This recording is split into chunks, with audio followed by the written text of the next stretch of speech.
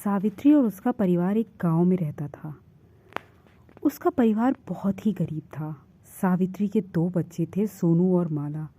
सावित्री का पति लखन अक्सर बीमार रहता था, जिसकी वजह से घर में कमाई कुछ खास नहीं थी। कई बार तो ऐसा होता कि पूरा परिवार भूखे पेट सो जाता। एक दिन लखन अपने बिस्तर से उठकर कहीं जाने लगा। तभी सावित्री ने उसे टोका। बोला, अरे आप कहाँ जा रहे हो? लखन बोला, सोच रहा हूँ काम पर चला जाऊँ तो घर में कुछ खाने को आ जाएगा, वरना हम लोग तो ऐसे ही भूखे मर जाएंगे। सावित्री ने तुरंत बोला, अरे तुम ठीक नहीं हो, ज़्यादा तबीयत खराब हो गई तो दवाई का खर्चा और बढ़ जाएगा। तुम आराम करो, मैं पड़ोसियों से चावल उधार मांग लेती हूँ, कम से कम आज का खाना तो बन ही जाएगा। लखन उदास मन से बिस्तर पर फिर जाकर लेट गया। सावित्री अपने पड़ोसी रानी के घर चली जाती है। बोलती है, अरे रानी घर पर हो? रानी सावित्री की पड़ोसी है, लेकिन वो बहुत ही लालची औरत है। रानी अपने पति से बोलती है कि लगता है फिर ये कुछ मांगने आ गई।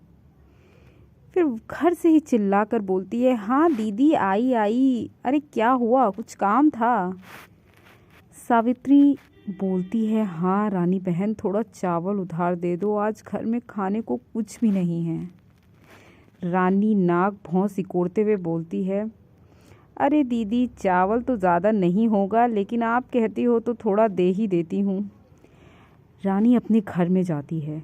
वहाँ चावल से भरी बोरियों में से मात्र 1 कटोरी चावल निकाल कर सावित्री को देती है और बोलती है, दीदी कल ये चावल दे देना, क्योंकि हमारे घर में भी चावल नहीं है। बेचारी सावित्री चुपचाप उदास मन से वहां से चली जाती है और दुखी होकर सोचती है कि कब हमारी गरीबी के ये दिन गुजरेंगे। दिन निकलता गया, मगर हालात ठीक नहीं हुए। अब तो पड़ोसियों ने भी खाना देना छोड़ दिया था। सावित्री और उसका परिवार दुखी होकर रोज़ भगवान से यही कहता कि भगवान कम से कम हमें इतना दे दो कि हम रोज़ खाना खाकर सो सकें। सावित्री अपना गुजारा करने के लिए जंगलों में जाकर लकड़ियां लाती थी और उससे कुछ पैसे कमाती थी, जिससे कुछ उनका गुजारा चल जाता था। एक दिन सावित्री जंगल जा रही थी। तभी अचानक उसे एक झाड़ियों में हलचल सुनाई दी। वो झाड़ियों की तरफ मुड़ी तो देखा एक तितली झाड़ियों में फंसी हुई है और तड़प रही है। सावित्री तुरंत वहां पर गई और तितली को आज़ाद किया। जैसे ही उसने तितली को आज़ाद किया, तितली एक परी में बदल गई। सावित्री ये देखकर हैरान हुई और बोली, अरे आप कौन हो? परी बोली, मैं परीलोक में रहती हूँ और मैं यहाँ पर कभी कभी घूमने आ जाती हूँ। आज झाड़ियों में मैं फंस गई। तुमने मुझे बचाकर बहुत बड़ा एहसान किया है, बोलो तुम्हें क्या चाहिए? सावित्री तुरंत बोली, मुझे खाना चाहिए। परी हैरान होकर बोली, अरे कुछ और मांगो, खाना कौन मांगता है? सावित्री बोली, हमारे परिवार ने बहुत दिनों से खाना नहीं खाया है और हमें बस अच्छा खाना चाहिए, क्या आप दे सकती हैं? परी को सावित्री की ये अच्छाई देखकर बहुत खुशी हुई। उसने सावित्री को एक बोरी दी और कहा, ये बोरी ले लो और इसमें जो भी तुम मांगोगी वो भर जाएगा,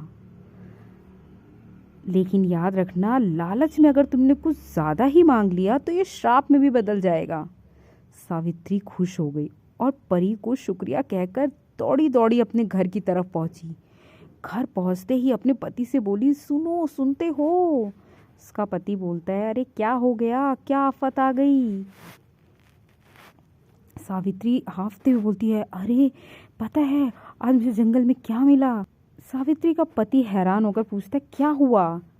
सावित्री फिर उसको पूरी कहानी बताती है कि किस तरीके से परी ने उसको एक जादुई बोरी दी है, जिसमें कुछ भी मांगो और वो उन्हें मिल जाएगा। दोनों खुश हो जाते हैं। सावित्री और उसके पति सोचते हैं कि चलो आज रात में ही देख लिया जाए कि आखिर क्या ये सच में जादुई बोरी है। तुरंत वो दोनों उस बोरी से खाने का सामान मांगते हैं। सावित्री बोलती है, आटा चाहिए, चावल चाहिए, सब्जी चाहिए, दाल चाहिए। ए बोरी, हमें मिलेगा क्या? देखते ही देखते बोरी में आटा, दाल, चावल और सब्जी सब भर जाती हैं। सावित्री और उसका पति दोनों हैरान नज़रों से एक दूसरे को देखते हैं और खुश हो जाते हैं। उस रात उनके परिवार ने बहुत अच्छा और लाजवाब खाना खाया। अब सावित्री के परिवार के हालात सुधर गए थे। उन लोगों को खाने की कोई चिंता नहीं होती थी। दिन ब दिन उसके पति की भी सेहत में सुधार आ गया। उसका पति भी अब कमाने लगा और घर में पैसे भी, आमदनी भी आई। दिन ब दिन सावित्री के हालात सुधर गए। सावित्री का परिवार अब खुशी खुशी रहने लगा। सावित्री अब बोरी से सिर्फ खाने की चीज़ें मांगती थी, क्योंकि सावित्री का पति अब कमाने लगा था। लेकिन सावित्री की पड़ोसी रानी इस बात को हजम नहीं कर पा रही थी कि देखते ही देखते आखिर सावित्री इतनी अमीर हो कैसे गई। फिर क्या था, सावित्री के घर रानी निकल पड़ी जानने के लिए कि आखिर क्या है ऐसा कि ये देखते ही देखते सावित्री अमीर हो गई। वो चुपचाप सावित्री के घर में खिड़की से झांक रही थी। तभी उसने देखा कि सावित्री एक बोरी से कुछ मांग रही थी। सावित्री ने बोला, ए बोरी, मुझे चावल, दाल, सब्जी और आटा चाहिए। देखते ही देखते बोरी के अंदर बहुत सारा चावल, दाल, आटा सब आ गया। रानी ये देख के हैरान हो गई। उसे समझ में आया कि आखिर सावित्री के परिवार की दशा कैसे बदली। उसने मन बना लिया। उसने सोचा कि मैं आज रात इस बोरी को चोरी कर लूँगी और इस बोरी से खूब सारा खजाना मांगूंगी और देखते देखते मैं अमीर हो जाऊंगी। सावित्री को क्या ही पता चलेगा।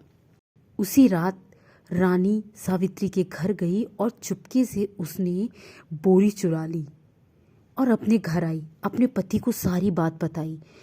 और रानी और उसका पति मिलके सोचने लगे कि हम क्यों ना बोरी से खूब सारा खजाना मांगे। दोनों बैठ गए। रानी ने बोला, ए बोरी, मुझे खजाना चाहिए, खूब सारा, वो भी। अचानक से बोरी में से सांप निकलने लगा। रानी कुछ समझ ही नहीं पाई। उसे समझ नहीं आया, चिल्लाकर भागने लगी, अरे भागो भागो, हमारे घर में सांप सांप सांप। पूरे मोहल्ले इकट्ठा हो गया। पूरा मोहल्ला बाहर इकट्ठा हो गया। देखा कि रानी के घर से सांप ही निकल रहे थे और वो चिल्ला रही थी, मुझे बचा लो, हमारे घर को बचा लो, ये सांप सांप। सावित्री इतने में बाहर निकली। उसने बोला, क्या हो गया रानी बहन? रानी ने रोते हुए कहा, बहन, मैंने तुम्हारे यहाँ से बोरी चुराई थी और उस बोरी से खूब सारा खजाना मांगा, क्योंकि मैंने देखा था कि तुम जो भी उस बोरी से मांग रही थी वो बोरी तुम्हें दे रही थी। तो मैंने भी सोचा क्यों ना मैं खजाना मांग लूँ, लेकिन इसमें से तो सांप निकल आया। सावित्री हंसने लगी। उसने बोला, लालच बुरी बला है रानी बहन। इस बोरी ने सिर्फ खाना देना था। मुझे ये बोरी जिस परी ने दी थी, उसने बोला था कि सिर्फ खाना या आपकी ज़रूरत की चीज़ें ही ये पूरी करेगा। अगर आपने लालच करी तो ये श्रापित हो जाएगा। और वही हुआ। तुम्हें ना तो इस बोरी का कोई लाभ मिला, अब ना ही बोरी ये जादुई बची। इसीलिए कहते हैं रानी बहन, लालच नहीं करना चाहिए। खैर, कोई बात नहीं। रानी रोने लगी और रानी को फिर अपनी गलती का एहसास हो गया।